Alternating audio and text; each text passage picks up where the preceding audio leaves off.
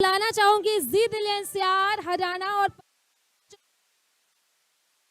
को sir please stage पर आइए। और साथ ही साथ मैं बुलाना चाहूंगी मुकेश शर्मा जी को, जो कि विधायक है। सर बहुत बहुत स्वागत है आपका मंच पर। प्लीज आप मंच पर आइए। जिस तरीके से अगर गुरुग्राम की हम बात करें तो विधायक जी से सवाल पूछना बनता है कि आगे गुरुग्राम को लेकर के क्या विजन है, किस तरीके से आगे गुरुग्राम को और डेवलप किया जाएगा। मुकेश जी के लिए बहुत बहुत तालियां तालियां बजनी चाहिए और तालियां बिल्कुल नहीं रुकनी चाहिए, क्योंकि हम बात गुरुग्राम के कर रहे हैं और गुरुग्राम से पर मौजूद हैं। इनसे सीधे सीधे सवाल पूछने की कोशिश की जाएगी कि आगे और कैसे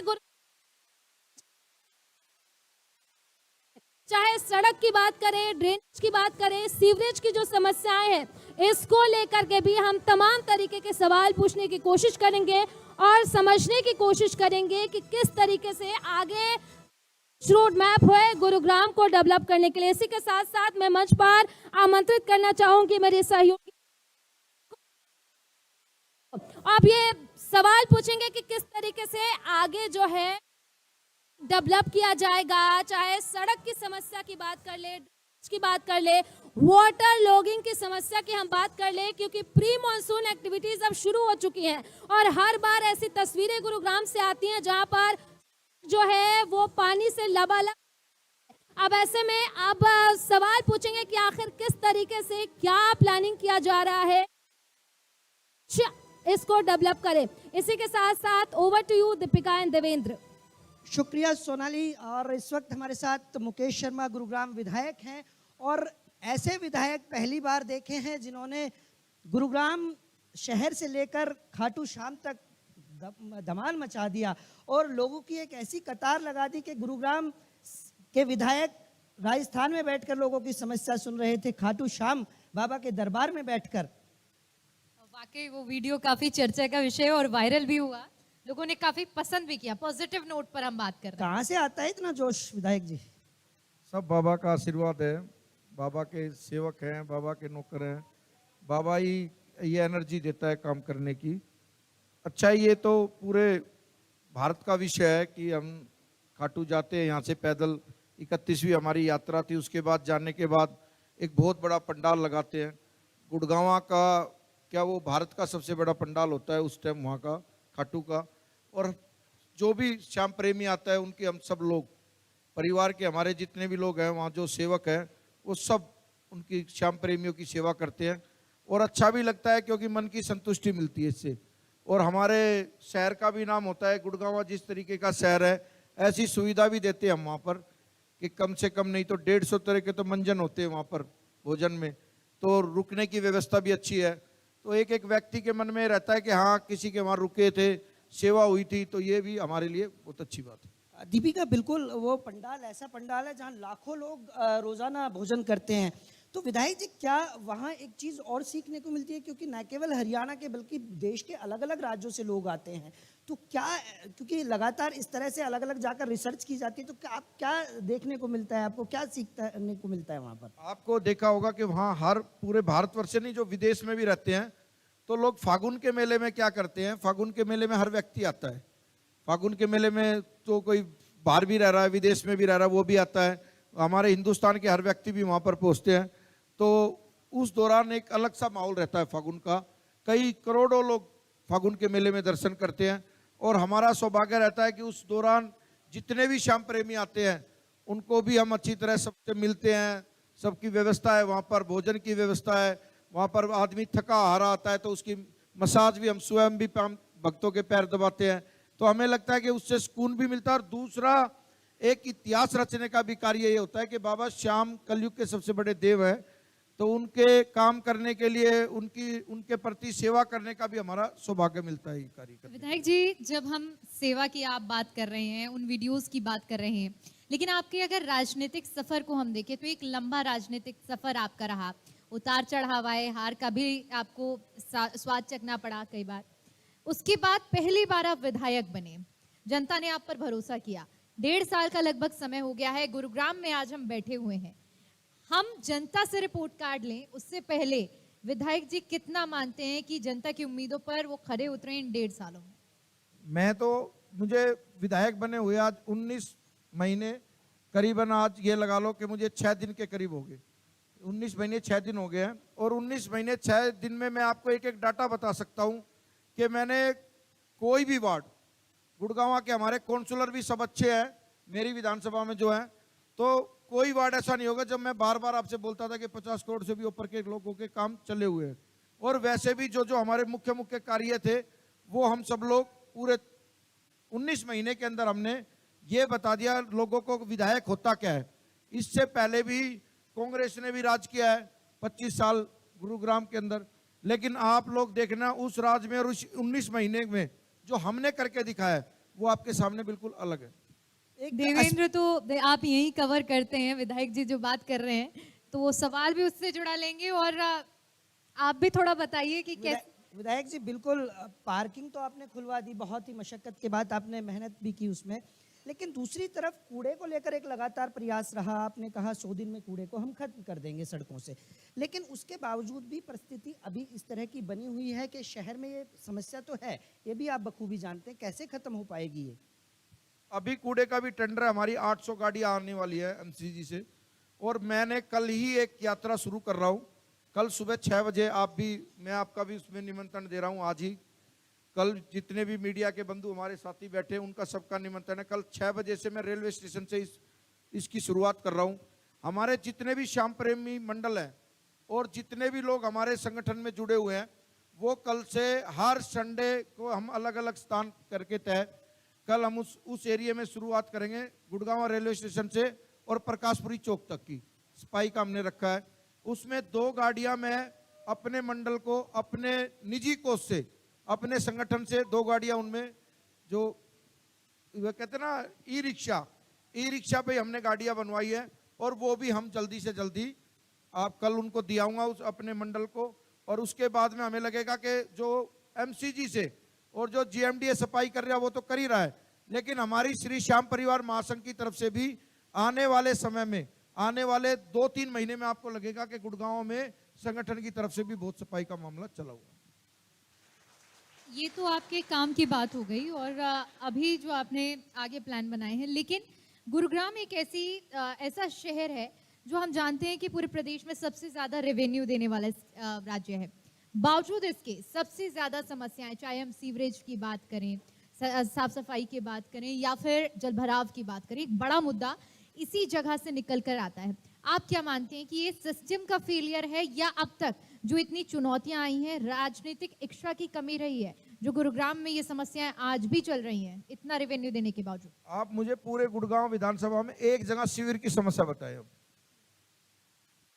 तो आप खत्म कर ही रहे हैं पूरे गुरुग्राम में एक जगह आप शिविर की समस्या देखो। ओवरऑल आपसे समझ रही हूँ कि अभी तक मैंने आप पे सिर्फ आरोप नहीं लगाया, नहीं तो इतने लंबे समय से चली आ रही व्यवस्था की बात कर रही हूँ। मैं तो आपको वही बता पाऊंगा ना जो मैं करा रहा हूँ।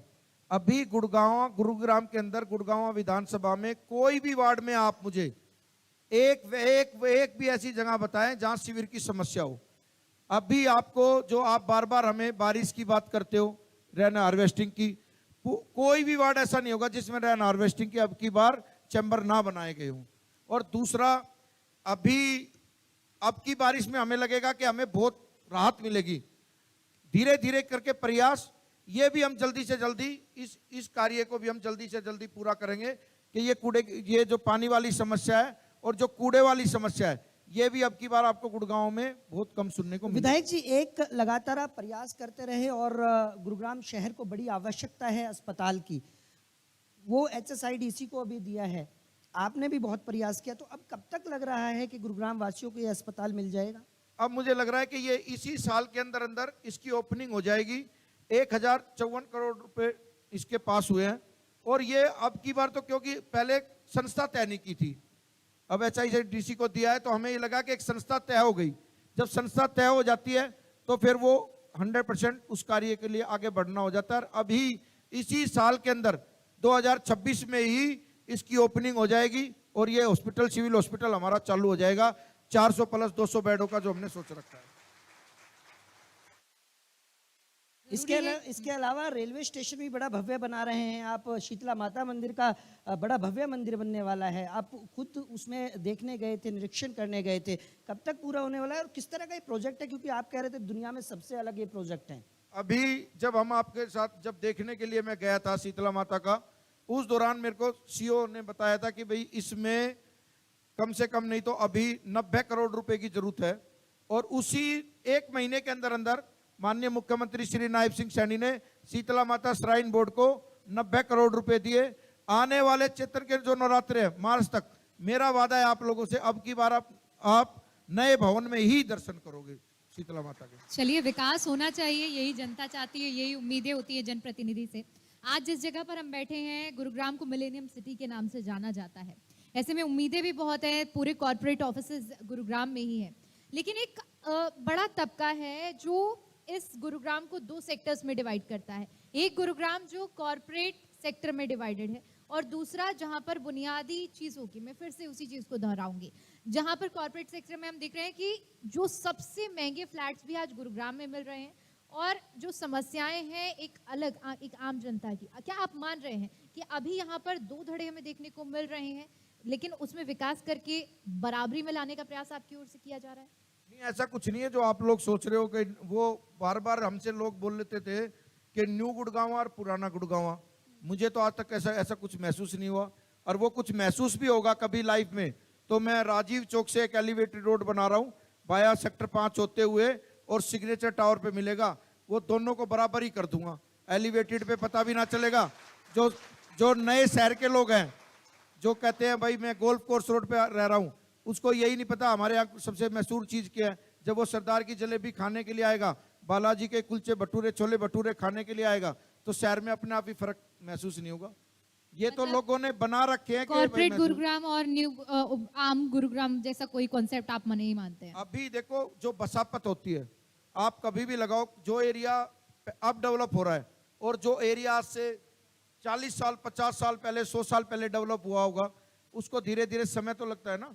एक व्यवस्था आपने तुरंत, एक हुई 16वीं सदी में, एक हुई 21वीं सदी में, तो फर्क तो थोड़ा महसूस होता है ना व्यक्ति को। तो ये लगा लो एक डेवलप 100 साल पहले हुआ एरिया, एक एरिया अब डेवलप हो रहा है। उस डेवलप में भी ये है कि वो अब डेवलप जैसे जैसे वो एरिया हो रहा है, तो हम अपने पुराने गुड़गांव को भी और डेवलप करा रहे हैं। हमें भी लगता है कि ये सारे कार्य करने चाहिए। लाइफ में 40 साल पहले सदर बाजार का रोड बना था, 40 साल पहले वो लोग बोलते कि कभी ऐसा रोड हमने देखने को मिला था। और अब जो रोड बना है 40 साल के बाद, अब रोड बना है, आरसीसी का रोड बना है, और अब वहाँ फैंसी लाइटें लग रही हैं, साइडों में टाइल लग रही है। तो वही गुड़गांव जो लोग मॉल में जाते हैं, वो जिस दिन सदर बाजार में आएंगे, और हमारे सदर बाजार में तो ये भी मैं आपको बताता हूँ, दूसरे विदेश से लोग सदर बाजार में शॉपिंग करने के लिए आते हैं। बिल्कुल, आपने तमाम विकास कार्यों को गिनवाया, लेकिन इसके साथ साथ गगनचुंबी इमारतों के नीचे का एक सच ये भी है कि प्रदूषण एक बड़ी समस्या है जो लोगों को हर बार परेशान करता है, और पानी जल भराव की तो दिक्कतें हैं ही। तो ये दोनों समस्याओं से कब तक निजात मिलेगी? आपने क्या विजन तैयार किया है इसको लेकर? हमारे यहाँ पानी भराव की जो आप बार बार विषय पे रहे, पानी भराव का अब हमारे यहाँ हो रहा है कि पानी भराव में अब हमने धीरे धीरे करके जो चैम्बर तो बनाए ही हैं, लेकिन नालों की सफाई भी अब की बार दुरुस्त हुई है। पहले क्या होता था कि सफाई कर दी, मिट्टी वैसे ही पड़ी रही, फिर बारिश आई तो वो फिर पानी में उल्टा उस नाले में ही चले गया मिट्टी। अब की बार हमें लगता है कि पूरे गुड़गांव जिले की बात कर रहा हूँ मैं ओवरऑल, क्योंकि जीएमडी के पास है सारा का सारा। तो हमारे जो सीओ जीएमडी है मीना साहब ने, अब की बार एक एक रिपोर्ट है, एक एक काउंसलरों के पास है, काउंसलर भी उनके साथ में व्हाट्सएप पे है, विधायक भी व्हाट्सएप पे है, मंत्री भी व्हाट्सएप पे है, और सांसद भी व्हाट्सएप पे है। अब की बार हमें लगता है कि आज सुबह ये कार्य था और शाम को इतना पूरा हुआ। अच्छा विधायक जी, एक बड़ा सवाल है, और किस तरह से जो अधिकारी हैं ये कहते हैं कि मनमानी करते हैं अधिकारी, काम नहीं करते, तो क्या मुकेश शर्मा पहलवान है, पहलवान से डरकर काम कर रहे हैं, या दूसरी तरीके से आप टेक्निकली काम करा रहे हैं? मेरा कोई पहलवान का मतलब ये नहीं होता, मैं आपको वो भी क्लियर कर देता हूँ। जो शब्द आपने कहा है कि पहलवान को एक है ना पूरा गांव मिलजुल के बनाता है। किसी कोई पहलवान अगर जो गलत कार्य कर रहा है तो वो अपने गांव का नहीं, अपने जिले का, अपने प्रदेश का नाम खराब करता है। मैं आपको जानकारी के लिए बता देता हूँ, हिंदुस्तान में बहुत से एथलीट ऐसे हैं जिन्होंने अपने गांव का भी नाम किया, अपने प्रदेश का भी नाम किया, अपने राष्ट्र का भी नाम किया। पहलवान का मतलब ये नहीं है कि पहलवान कोई बदमाशी होता है। पहलवान एक अच्छा स्पोर्ट्समैन होता है, अर्जुन अवार्डी होता है, वो ओलंपियन होता है। तो इसका मतलब ये नहीं लगाओ आपको पहलवान दूसरे तरीके होते हैं। मैं जब चुनाव लड़ रहा था तो बहुत से लोगों ने एक शब्द का यूज किया कि पहलवान जो है वो बदमाश होते हैं।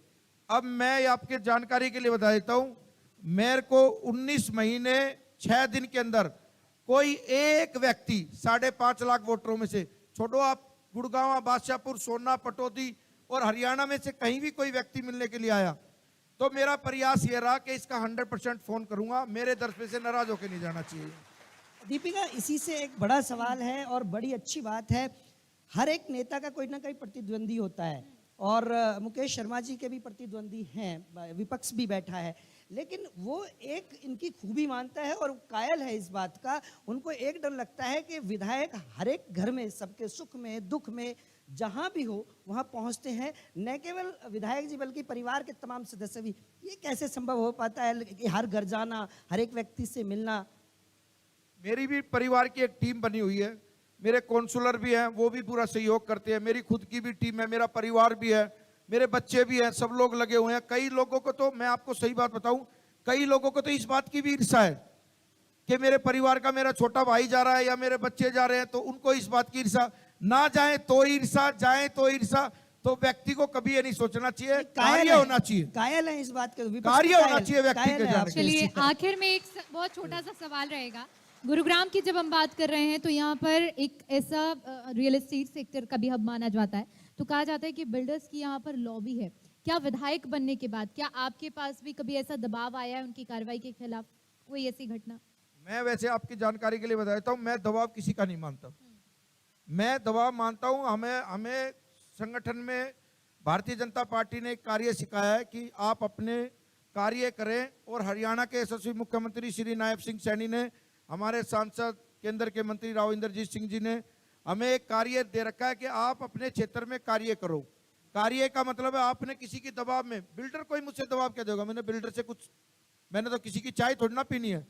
मैं कोई कार्य कराऊंगा उनसे, अपने क्षेत्र में कार्य कराऊंगा, वो मुझसे दाव से कोई कार्य नहीं करा सकते। अब आपने जो असली बात पूछी है, एक अच्छा एथलीट का कर्तव्य भी बनता है, एक अच्छे खिलाड़ी का कर्तव्य भी बनता है, वो किसी के दाब में आके काम ना करे, वो अपनी मर्जी से काम करे, जो सरकार की जिम्मेवारी है। चलिए एक सवाल और, अनिल भाई भी बैठे हैं, अनूप भाई भी बैठे हैं, इनको भी प्रतीक्षा है, हालांकि आपके साथ रहते हैं, लेकिन शहरवासी जानना चाहते हैं सीनियर डिप्टी मेयर और डिप्टी मेयर कब तक गुरुग्राम को मिल जाएंगे? ये सब चीजें संगठन ने तय करनी है। जब संगठन से नाम आएगा उसके उसी दिन, जिस दिन चुनाव की घोषणा होगी और संगठन से नाम आएगा उसी दिन आप सोच लेना आपके वहां पर मिठाइयों का उत्सव शुरू हो जाएगा। अच्छा, आप भी एक खिलाड़ी से राजनेता बने। 2 सवाल मेरे इसी से जुड़े रहेंगे। पहला, मैं एक सफर को जानना चाहूंगी कि एक खिलाड़ी से बतौर नेता बनने का सफर आपका कैसा रहा और कैसा आप देख रहे हैं इसमें बदलाव। दूसरा, एक खिलाड़ी और खासतौर पर पहलवान होने के नाते विनेश फोगाट का नाम भी आप जानते होंगे, आप कांग्रेस की नेता भी बन चुकी हैं, लेकिन उनकी ओर से समय समय पर आरोप भी लगाए जाते हैं, उस पर क्या कहेंगे? अभी हाल फिलहाल में जो उत्तर प्रदेश में प्रतियोगिता हुई उसको लेकर भी उन्होंने WFI पर सवाल उठा दिए, तो क्या आप मानते हैं कि जो प्रक्रिया पर सवाल उठाए जा रहे हैं वो वाजिब है या राजनीति से प्रेरित मानते हैं इसे? देखो, स्पोर्ट्समैन का कार्य है, वो जब भी कोई नेशनल होता है या कोई ट्रायल होती है तो उसमें उनका काम है, वो एक एथलीट का अलग है, वो फेडरेशन बन रही है, रेसलिंग फेडरेशन ऑफ इंडिया, उनका कार्य है। उस कार्य के लिए वो सब लोग, एक एथलीट और फेडरेशन, उनका अपना कार्य है। राजनीति को और खेल से बिल्कुल दूर रखना चाहिए। मैं आपकी जानकारी के लिए, जो सवाल आप मुझसे पूछ रहे हो, ये इस मंच का सवाल भी नहीं है, क्योंकि ये हम खुद उसको शामिल करते हैं। नहीं तो एक एथलीट वो सबका होता है, 144 करोड़ लोगों का होता है, कोई अगर जो मेडल लेके आता है तो उसको 144 करोड़ लोग उसको शुभकामनाएं देते हैं, और देश के यशस्वी प्रधानमंत्री नरेंद्र भाई मोदी जी स्वयं बुला के उसके साथ डिनर करते हैं और उसके विचारों से वाकिफ होते हैं और उनको एनर्जी भी देते हैं, उनको उत्साह भी बढ़ाते हैं। और हरियाणा सरकार जैसी पॉलिसी पूरे भारत में किसी के पास नहीं है। अगर जो ओलंपिक में से मेडल लेके आते हैं तो 7 करोड़ रुपए मिलते हैं, ऐसा सोच सबसे अच्छी बात है।